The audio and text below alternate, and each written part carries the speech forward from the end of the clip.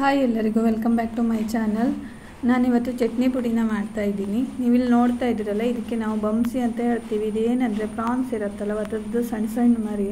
ಇದನ್ನು ಬಿಸಿಲಲ್ಲಿ ಒಣಗಿಸ್ಬಿಟ್ಟು ಸ್ಟೋರ್ ಮಾಡಿ ಇಟ್ಕೊಳ್ತಾರೆ. ಡ್ರೈ ಫಿಶ್ ಎಲ್ಲ ಯಾವ ಥರ ಮಾಡ್ಕೊಳ್ತಾರಲ್ಲ ಅದೇ ರೀತಿ.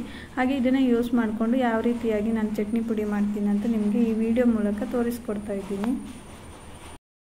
ಮೊದಲಿಗೆ ನಾನು ಇದನ್ನು ಒಂದು ತವಾ ಮೇಲೆ ಹಾಗೆ ಡ್ರೈ ಆಗಿ ಹುರ್ಕೊಳ್ತಾ ಇದ್ದೀನಿ. ಇದನ್ನು ಸ್ವಲ್ಪ ಲೋ ಫ್ಲೇಮಲ್ಲಿ ಇಟ್ಕೊಂಡು ಹುರ್ಕೊಳ್ಬೇಕಾಗತ್ತೆ. ಹೈ ಫ್ಲೇಮಲ್ಲಿ ಇಟ್ಕೊಂಡ್ರೆ ತುಂಬ ಬೇಗನೆ ಸೀದೋಗ್ಬಿಡುತ್ತೆ. ಹಾಗಾಗಿ ಸ್ವಲ್ಪ ಕೇರ್ಫುಲ್ಲಾಗಿ ಹುರ್ಕೊಳ್ಬೇಕಾಗತ್ತೆ. ಒಂದು 5 ರಿಂದ 10 ನಿಮಿಷದೊಳಗಡೆ ಇದು ಚೆನ್ನಾಗಿ ರೋಸ್ಟ್ ಆಗಿಬಿಡತ್ತೆ. ಇದು ಕಲರ್ ಚೇಂಜ್ ಆಗುತ್ತಲ್ಲ, ಆವಾಗ ನಮಗೆ ಗೊತ್ತಾಗ್ಬಿಡುತ್ತೆ ಇದು. ಹಾಗೆ ಸ್ವಲ್ಪ ಹೊತ್ತು ಕೂಲಾಗಿ ಹೋಗ್ಬಿಟ್ಟು ಈ ರೀತಿ ಕೈಯಲ್ಲೇ ಪುಡಿ ಮಾಡಿದ್ರೆ ಇದು ತುಂಬ ಬೇಗನೆ ಪುಡಿ ಆಗಿಬಿಡುತ್ತೆ. ಈ ಥರ ಆದರೆ ಇದು ಪರ್ಫೆಕ್ಟಾಗಿ ರೋಸ್ಟ್ ಆಗಿದೆ ಅಂತ ಅರ್ಥ.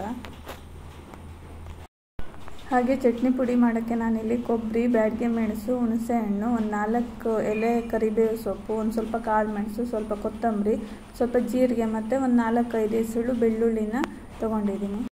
ಇದೆಲ್ಲನೂ ಚೆನ್ನಾಗಿ ಹುರ್ಕೊಳ್ಬೇಕಾಗತ್ತೆ. ನಾನಿಲ್ಲಿ ಮೊದಲಿಗೆ ಕೊಬ್ಬರಿನ ಹುರ್ಕೊಳ್ತಾ ಇದ್ದೀನಿ. ಇದು ಕೊಬ್ಬರಿ ಸ್ವಲ್ಪ ಹಸಿ ಇದೆ, ಹಾಗಾಗಿ ಇದನ್ನು ಸ್ವಲ್ಪ ಚೆನ್ನಾಗಿ ಹುರ್ಕೊಳ್ಬೇಕಾಗತ್ತೆ. ಬೇಸಿಗೆ ಟೈಮಲ್ಲಾದರೆ ಇದೆಲ್ಲನೂ 1-2 ದಿನ ಬಿಸಿಲಲ್ಲಿ ಚೆನ್ನಾಗಿ ಒಣಗಿಸ್ಬಿಟ್ಟು ಆಮೇಲೆ ಹುರ್ಕೊಳ್ಬೋದು. ಅಂದರೆ ಈ ಬೆಳ್ಳುಳ್ಳಿ, ಹುಣಸೆ ಹಣ್ಣು, ಮೆಣಸು, ಕೊಬ್ಬರಿ ಇದೆಲ್ಲನೂ 1-2 ದಿನ ಬಿಸಿಲಲ್ಲಿ ಚೆನ್ನಾಗಿ ಒಣಗಿಸ್ಕೊಂಡು ಆಮೇಲೆ ಸ್ವಲ್ಪ ಹುರ್ಕೊಂಡು ಚಟ್ನಿ ಪುಡಿ ಮಾಡ್ಕೊಳ್ಬೋದು. ಬಟ್ ಮಳೆಗಾಲದ ಟೈಮಲ್ಲಿ ಆಗಿರೋದ್ರಿಂದ ಇದನ್ನು ಇವಾಗಲೇ ನಾವು ಚೆನ್ನಾಗಿ ಡ್ರೈ ಆಗೋ ಥರ ಹುರ್ಕೊಳ್ಬೇಕಾಗತ್ತೆ. ಕೊಬ್ಬರಿನ ಚೆನ್ನಾಗಿ ಹುರ್ಕೊಂಡಾದಮೇಲೆ ನಾನು ಇದಕ್ಕೆ ಜೀರಿಗೆ ಒಂದನ್ನು ಬಿಟ್ಟು ಬೇರೆ ಎಲ್ಲ ಮಸಾಲೆ ಐಟಮ್ಸ್ನ ಹಾಕ್ಕೊಂಡು ಎಲ್ಲನೂ ಸೇರಿಸಿ ಇನ್ನೊಂದು ಸ್ವಲ್ಪ ಹೊತ್ತು ಚೆನ್ನಾಗಿ ಹುರ್ಕೊಳ್ತಾ ಇದ್ದೀನಿ ನಾನಿಲ್ಲಿ. ಸೊ ಇದನ್ನು ಮೀಡಿಯಮ್ ಫ್ಲೇಮಲ್ಲೇ ಇಟ್ಕೊಂಡು ಚೆನ್ನಾಗಿ ಡ್ರೈ ಆಗೋ ತನಕ ಸ್ವಲ್ಪ ನಿಧಾನವಾಗಿ ಹುರ್ಕೊಳ್ತಾ ಇದ್ದೀನಿ ನಾನು. ಕೊನೆಯದಾಗಿ ನಾನು ಗ್ಯಾಸ್ನ ಆಫ್ ಮಾಡಿಬಿಟ್ಟು ಜೀರಿಗೆನ ಹಾಕ್ಕೊಳ್ತಾ ಇದ್ದೀನಿ. ಅದೇ ಬಿಸಿಯಲ್ಲಿ ಜೀರಿಗೆನೂ ಕೂಡ ರೋಸ್ಟ್ ಆಗಿಬಿಡುತ್ತೆ. ಇದು ಕಂಪ್ಲೀಟಾಗಿ ಕೂಲ್ ಆದಮೇಲೆ ನಾನು ಇದನ್ನು ಮಿಕ್ಸಿ ಜಾರ್ಗೆ ಹಾಕ್ಕೊಳ್ತಾ ಇದ್ದೀನಿ. ಜೊತೆಗೆ ಸ್ವಲ್ಪ ಉಪ್ಪನ್ನು ಹಾಕ್ಕೊಂಡ್ಬಿಟ್ಟು ಇದನ್ನು ಮಿಕ್ಸಿ ಮಾಡ್ಕೊಳ್ತಾ ಇದ್ದೀನಿ. ಇದನ್ನು ಸ್ವಲ್ಪ ತರಿಯಾಗಿ ಮಿಕ್ಸಿ ಮಾಡಿಕೊಂಡ್ರೆ ಸಾಕು. ಸೊ ಹಾಗೆ ನೀವಿಲ್ಲಿ ನೋಡ್ತಾ ಇದ್ದೀರಲ್ಲ, ಇದರಲ್ಲಿ ಸ್ವಲ್ಪ ತೇವಾಂಶ ಇದೆ. ಸೊ ಇವಾಗ ನಾನು ಏನು ಮಾಡ್ತೀನಿ ಅಂದರೆ ಇದನ್ನು ಅದೇ ಪ್ಯಾನ್ಗೆ ತವಾ ಮೇಲೆ ಹಾಕಿಬಿಟ್ಟು ಒಂದು ಲೋ ಫ್ಲೇಮಲ್ಲಿ ಒಂದು 5 ರಿಂದ 10 ನಿಮಿಷ ಚೆನ್ನಾಗಿ ಹುರ್ಕೊಳ್ತಾ ಇದ್ದೀನಿ. ಇದು ಸ್ವಲ್ಪ ಡ್ರೈ ಆಗೋಕ್ಕೋಸ್ಕರ ಈ ಥರ ಮಾಡ್ತಾ ಇರೋದಷ್ಟೇ. ನಾವಿಲ್ಲಿ ಯಾವುದೇ ಕಾರಣಕ್ಕೂ ಹೈ ಫ್ಲೇಮ್ನ ಆನ್ ಮಾಡಬಾರ್ದು. ಹೈ ಫ್ಲೇಮ್ ಮಾಡಿಕೊಂಡ್ರೆ ಇದು ಸೀದೋಗಿಬಿಡುತ್ತೆ. ಹಾಗೆ ಇದು ಚೆನ್ನಾಗಿ ಡ್ರೈ ಆದಮೇಲೆ ಗ್ಯಾಸ್ ಆಫ್ ಮಾಡಿಬಿಟ್ಟು ಇದು ಕಂಪ್ಲೀಟಾಗಿ ಕೂಲ್ ಆಗೋಕ್ಕೆ ಬಿಡ್ತಾ ಇದ್ದೀನಿ.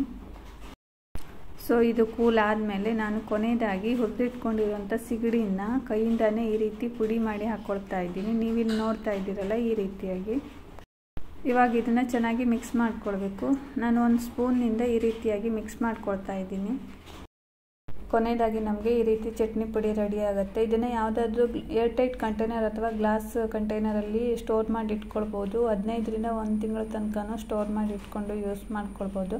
ಇದು ತುಂಬಾ ಟೇಸ್ಟಿಯಾಗಿರುತ್ತೆ. ಊಟದ ಜೊತೆ ಉಪ್ಪಿನಕಾಯಿ ರೀತಿಯೂ ಯೂಸ್ ಮಾಡ್ಕೊಳ್ಬೋದು.